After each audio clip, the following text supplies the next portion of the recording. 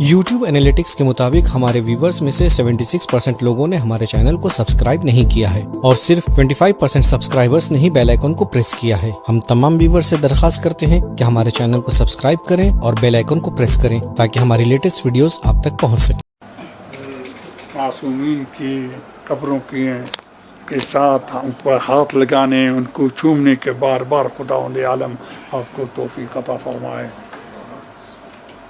اور آپ سب پہ واضح ہے، مجھے میرے دل میں وہی پاکستان ہے جو آج سے 55-56 سال پہلے تھا۔ میں بار بار اپنے وہ سفیروں سے اور جو مسئولین آتے ہیں ان کو وہ کلمہ یاد دلاتا ہوں کہ جو ہم بچپن میں نعرہ لگایا کرتے تھے، وہ پاکستان کی قرار جو لاہور کے موچی دروازے کے سامنے پاس ہوئی تھی۔ ناظرین، اگر آپ ہمارے انڈیپینڈنٹ ڈیجیٹل پلیٹ فارم کو سپورٹ کرنا چاہتے ہیں تو لائک کیجئے، سبسکرائب کیجئے اور کامنٹس میں ضرور پارٹیسپیٹ کیجئے، کیونکہ اس سے ہمیں آگے بڑھنے میں مدد ملے گی۔ ہوئی تھی، ہم ایک نعرہ لگاتے تھے، ہاتھ میں خنجر دل میں قرآن، لے کے رہیں گے پاکستان، اور ہم لے کے رہے۔ وہ ابھی تک بچپن کا وہ نعرہ مجھے یاد ہے، اور مجھے پاکستان سے وہی محبت ہے جس محبت کا خداوند عالم نے رسول اسلام کے واسطے سے ہمیں حکم فرمایا۔ حب الوطن من الایمان، وطن کی محبت ایمان کا جز ہے۔ جو اپنے وطن کو اچھی طرح محبت، اس سے دو محبت نہیں رکھتا، اس کے ایمان میں گڑبڑ ہے۔ صحیح فرما رہے ہیں۔ خصوصاً اب پاکستان دنیا کی مہم طاقتوں میں سے ایک طاقت ہے۔ ایران نعرہ لگا رہی کہ میرے پاس ایٹمی نہیں ہے، نہیں تمہارے پاس ہے، اس کو جکڑا ہوا ہے بھلے اقتصادی ناکہ بندی میں۔ اسرائیل باوجود اس کے بڑی طاقتیں اس کے پشت پناہ ہیں، وہ ابھی تک دعویٰ نہیں کر سکی کہ اس کے پاس ایٹم ہے۔ ہم نے پاکستان کا ہمارے پاس ایٹم ہے، صحیح، ہمارے پاس ایٹم ہے۔ یہ ہماری پاکستان کی محبت اور پاکستان کی اہمیت کی نشانی ہے۔ مجھے پاکستان سے بہت پیار ہے، بہت پیار ہے، لیکن ظاہر ہے کہ انسان جس طرح رسول اسلام جہاد کے لیے مدینے کو چھوڑتے تھے، مدینہ رسول کو بہت پیارا تھا، اس لیے میں نے بھی خدا اور اسلام کی راہ میں علمی جہاد کے لیے مجھے پاکستان چھوڑنا پڑا ہے۔ لیکن پاکستان میں آپ جیسے مخلص، آپ جیسے عقل مند، ہمارے وزیر اعظم جیسے مخلص جب ہیں تو میں پاکستان کی اہمیت کو آپ کے دلوں میں، آپ کی آنکھوں میں، آپ کے سینوں میں اس کا احساس کر رہا ہوں۔ انشاءاللہ تعالی میری دو باتیں آپ بھلے وزیر اعظم تک پہنچا دیں گے۔ نمبر ایک کہ پاکستان کو دہشت گردی سے پاک کیا جائے۔ خوب پاک ہو گیا ہے، لیکن ابھی تک کہیں نہ کہیں گڑبڑ ہو جاتی ہے۔ چند ماہ پہلے کوئٹہ میں وہ غلط حرکت ہوئی تھی، میں اور میرا ایک بیان بھی شاید آپ کو پتہ ہوگا وہاں پڑھا گیا تھا۔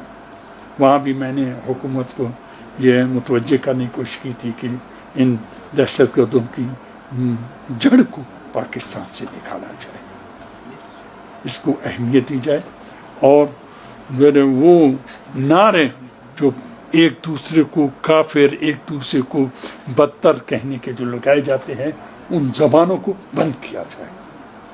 پاکستان بھلے بر صغیر کا ایک مہم ملک ہے، اس میں مختلف عقیدے رکھنے والے موجود ہیں، اس میں بھلے شیعہ بھی ہیں، بریلوی بھی ہیں، وہابی بھی ہیں، حتیٰ دیوبندی بھی ہیں، عیسائی بھی ہیں، ہندو بھی ہیں۔ اس کا مطلب یہ نہیں ہے کہ ہم ایک دوسرے کو پیچھے لپٹ جائیں۔ پاکستان سب کا ملک ہے، اور سب پاکستان کے جز ہیں، وہ انشاءاللہ تعالی یہ میری پہلی بات آپ کو وزیر اعظم تک ضرور پہنچائیے۔ اور دوسری بات جو میں چاہتا ہوں کہ وزیر اعظم تک پہنچے وہ یہ کہ پاکستان کی پبلک کی اہمیت کو سامنے رکھا جائے، بے روزگاری کو ختم کیا جائے، مہنگائی کو ختم کیا جائے، اور پاکستان کچھ میدان میں آگے آ چکا ہے، اس میں نئی نئی اکتشافات میں اس کو اور آگے نہ چاہیے۔ آپ کیونکہ یہ دوسرے مطلب کا یہ آپ سے متعلق ہے، چاہتا ہوں کہ پاکستان دنیا کی ممالک سے خوب اسرائیل کو طرف رکھے، اسرائیل کو علیحدہ رکھے، بقیہ پاکستان کو بقیہ ملکوں کا سربراہ ہونا چاہیے، یہ آپ کا کام ہے۔ پاکستان کا تاج اس لحاظ سے آپ کس طرح انشاءاللہ آپ اپنی فکر اور اپنی عقل اور اپنی بھلے کوشش کے ساتھ پاکستان کو اس مقام تک لے جائیں گے جس کا یہ پاکستان مستحق ہے۔ میں نے یہاں بیٹھ کر پاکستان کا نام خدا نے نہیں، میں نے نہیں، مولا نے، خدا نے مجھے شرف دیا ہے کہ تاریخ میں حوزہ علمیہ میں پہلا مرجع بر صغیر تاریخ، یہ خدا نے مجھے، آپ بھی وزیر خارجہ کی حیثیت سے پاکستان کے لیے کچھ کام کرتے ہیں۔ مجھے پاکستان بہت پیارا ہے، بہت پیارا ہے، بہت پیارا ہے۔ اس لیے آپ سے یہ گزارش کر رہا ہوں، انشاءاللہ آپ اس گزارش کو زیر نظر رکھیں۔ بسم اللہ الرحمن الرحیم۔ بسم اللہ الرحمن الرحیم۔ سب سے پہلے تو حضرت میں آپ کا بے حد مشکور ہوں کہ آپ نے اپنی مصروفیات میں سے وقت نکالا اور مجھے اجازت دی کہ میں آپ کے ہاں حاضری دے سکوں۔ اس کے بعد مجھے یہ کہنے کی اجازت دیجیے کہ آپ کی پاکستان سے جو محبت کا آپ نے اظہار کیا ہے اس کو سامنے رکھتے ہوئے مجھے یہ کہنے کی اجازت دیجیے کہ ہمیں آپ پر فخر ہے۔ آپ نے اپنی علم اور اپنی ریاضت سے اور اپنی محنت سے جو علمی مقام حاصل کیا ہے، مجھے کچھ اس کا علم تو تھا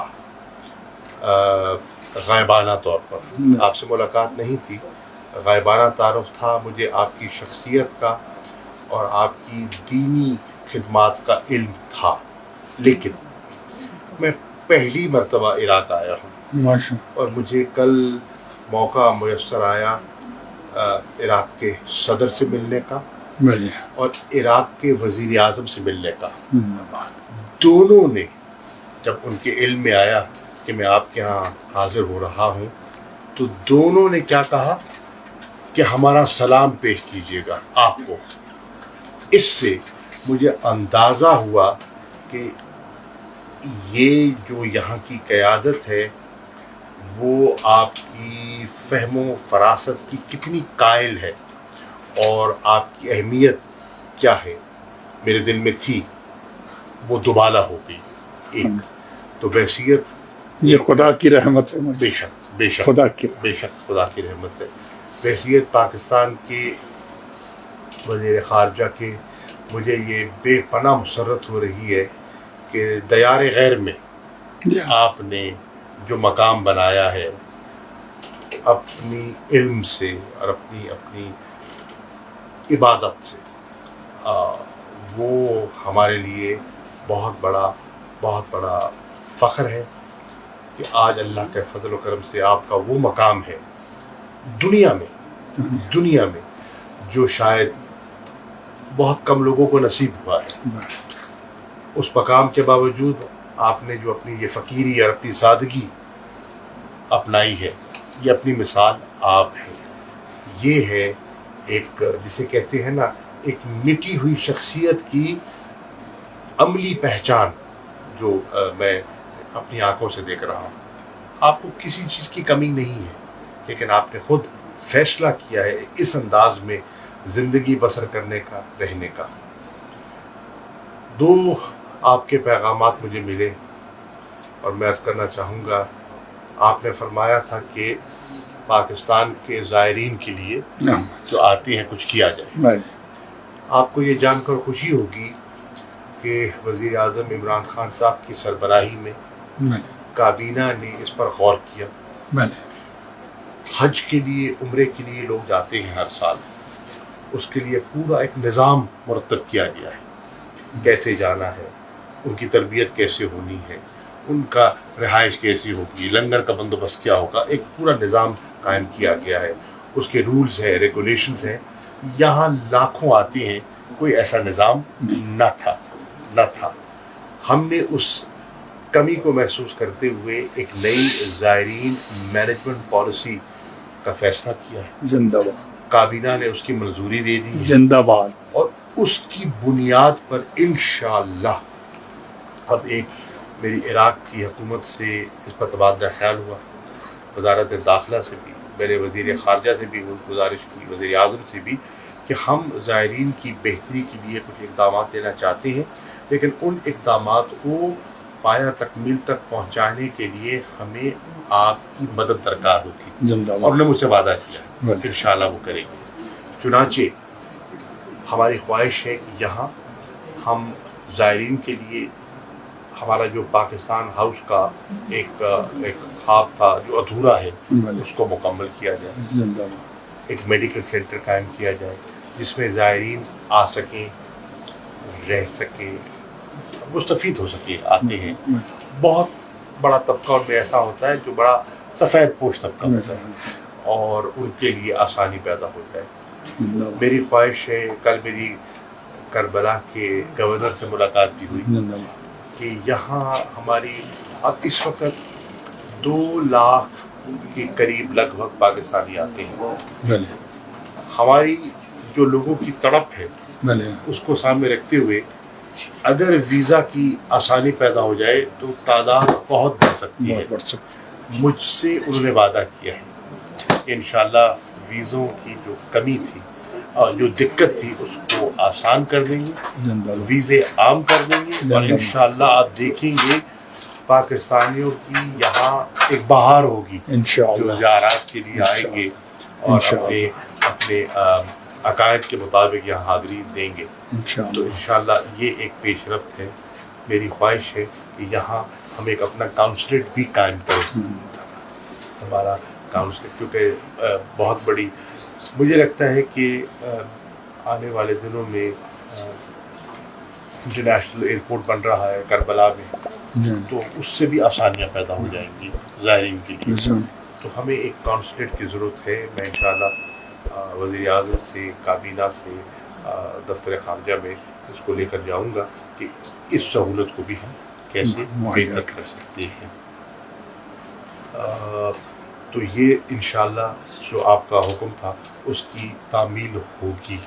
بسم اللہ الرحمن الرحیم. دوستوں السلام علیکم. دوستوں یہ تھا ہمارا آج کا پروگرام. امید کرتے ہیں آپ کو یہ پروگرام پسند آیا ہوگا. جاتے جاتے ایک بار پھر آپ کو یاد دلانا چاہوں گا کہ آپ ہمارے چینل کو ضرور سبسکرائب کریں اور اپنے دوستوں کے ساتھ بھی اسے شیئر کریں تاکہ پیغام محمد و آل محمد کو آپ کے تعاون کے ساتھ ہم زیادہ سے زیادہ مومنین تک پہنچا سکیں. اگلے پروگرام میں پھر آپ سے ملاقات ہوگی. تب تک کے لیے اجازت دیجیے. خدا حافظ. شکریہ.